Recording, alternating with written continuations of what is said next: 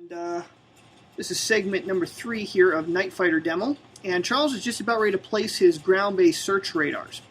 Now when he places these search radars, he can put them anywhere on the map, and I have to let him know if there's a bomber within 1 or 2 hexes of that particular search radar based on what the search radar's rating is. So with this one here, the Freya, the rating is 2, so within 2 hexes I got to let him know there's a bomber in there. If there's not a bomber within 2 hexes, I have to tell him that. There's no bomber within 2 hexes, and then he may place a track marker, or excuse me, a sweep marker, wrong button. I can then place a sweep marker adjacent to the search radar. So let's say for example he puts a search radar there, and I'm going to take this Dornier out again, for example. Let's say for example that the Dornier aircraft is located right here, and he put the Freya where it's located now. The Dornier is not within 2 hexes of the Freya, so I tell him there's no contacts. I then have to take the Freya sweep marker and I have to place it in one of the 6 hexes adjacent to the ground-based search radar, and I have to place it in the hex closest to the nearest bomber. Now in this case, either this hex or this hex would be accurate. They would both be closer to the bomber. And between the two, it is the umpire's choice. And the umpire is encouraged to try to deceive the player in that placement. So there we go. Charles, you may go ahead and place your search radars wherever you like. And obviously he's going to be putting them towards the front of the map, because if a bomber enters, it's going to be on that end of the map. Okay, so neither of those placements, Charles, are going to have a contact. So I'll go ahead and put a sweep marker.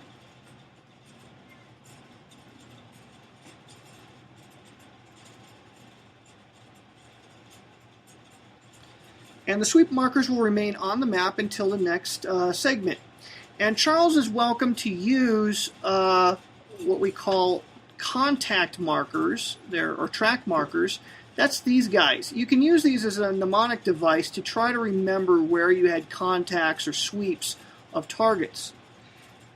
There's one other piece of information I should let you know about before we go any further, and that is, well, what if there's no bomber on the map? Because conceivably on turn 1, I might delay a bomber.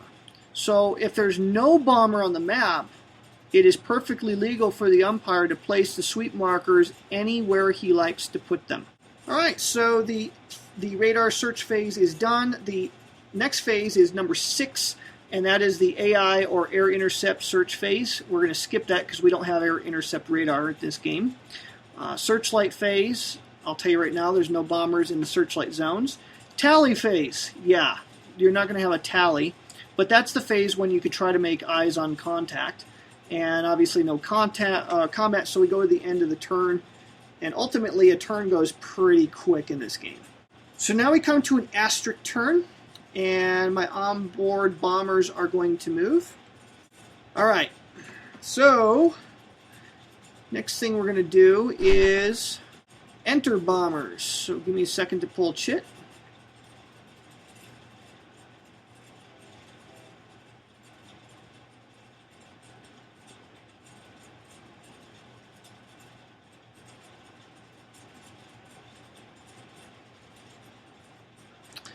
So you can see this is the present situation of the map. This is what I'm seeing.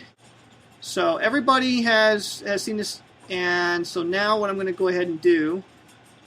All right. So I have entered bombers phase done. So now it's move fighters phase. So Charles, you may maneuver your fighter, and it is an asterisk turn.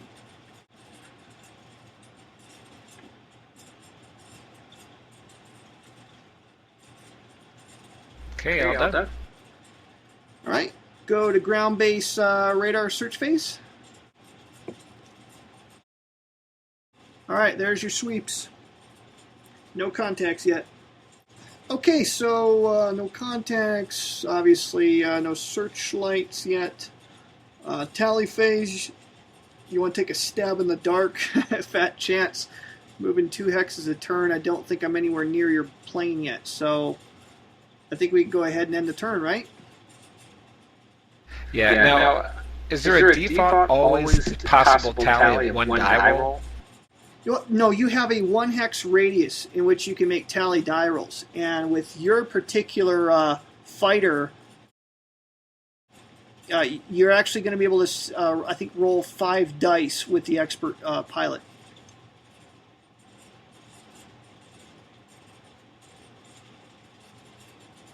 Yeah, I'm not even close yet. Hey, John, hang in there. I'm pretty sure you'll be able to see some bombers here shortly. As soon as he enters into the searchlight belt, then all kinds of stuff's going to start happening. So next phase comes up. I'm going to move the on-map bombers. And now we have the opportunity to perhaps enter some bombers. Okay, we've entered bombers. Now radar search phase. So if you want to mark where the sweeps are, go ahead and do that. Okay. Alrighty, so sweeps are going away, and just go ahead and reposition your radar wherever you like. Oh, I think we forgot to move your fighter, didn't we?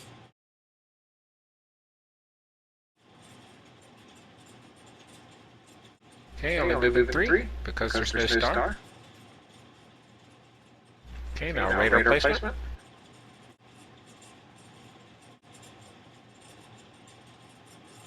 Okay, done. All right, there are no contacts, and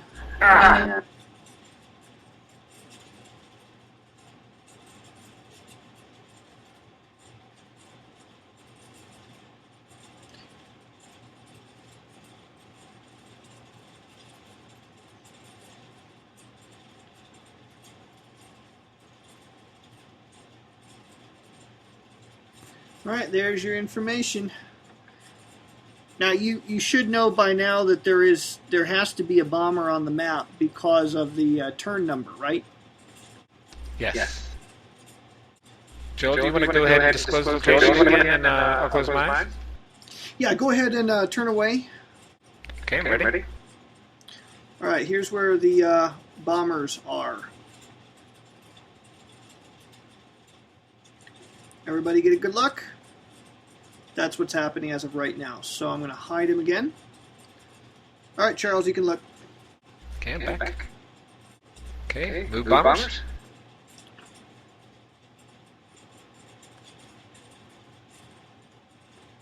All right, we're on turn 4. It's an asterisk turn.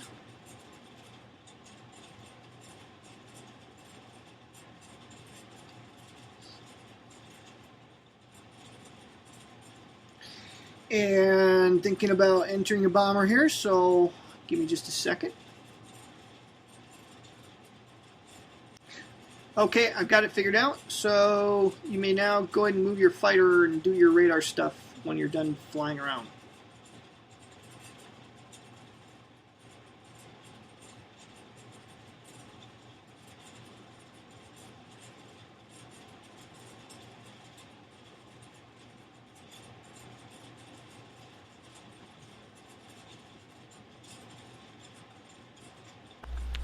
Okay. I'm going to put your ace right behind him so you can actually see when you pivot.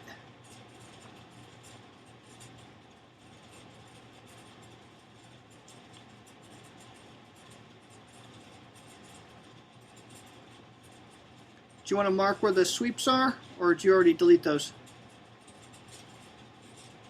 You know, I seem to think that keeping too many of those track markers on the board can make it more confusing for me, and just keeping the last one is probably the best one to do.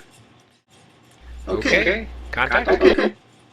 Yeah, no contacts, and let's see.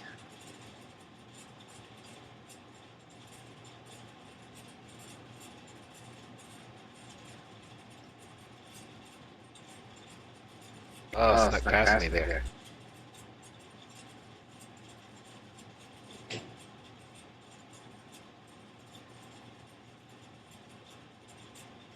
Okay, that's your sweep information right there for Freya and Wurzburg. Okay. Do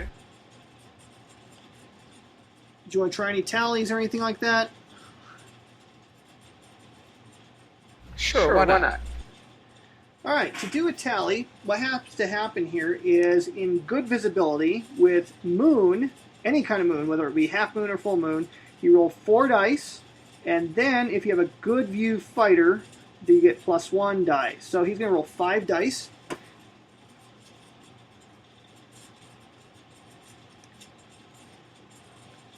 And if any of those die roll results matches the ID of a fighter, or excuse me, a bomber within 1 hex of his fighter, I have to let him know of that, and I have to mark the exact location of that bomber. And I'm sorry to tell you, Charles, but you didn't find anything. That's okay. Just knowing something's not there is half the game, right? Well, you didn't roll every single die roll face, so you don't exactly know that now, do you? That's true. That's the thing I love about this game. Alright, here we go. Moving bombers on map. You want to do a reveal again?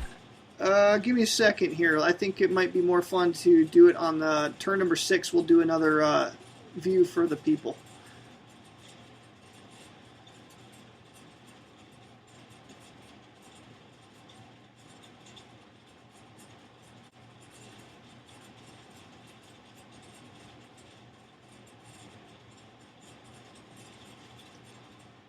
Okay, you may maneuver and do your business with the radars.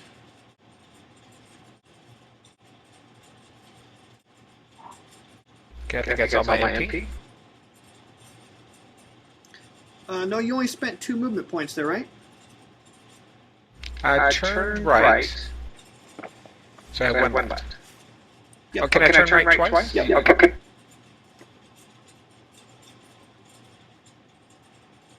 No, that's your 3rd movement point there. So can I turn twice, and does each turn cost me 1 MP? Okay, turning doesn't cost you MPs. A Nightfighter can choose to turn immediately after expending an MP, not before. You just turn the aircraft. You just have to expend another MP before you can turn. So it doesn't cost you movement points to turn. It's just that you can't turn until you've spent another movement point. Okay. Okay, I got to stop the recording here.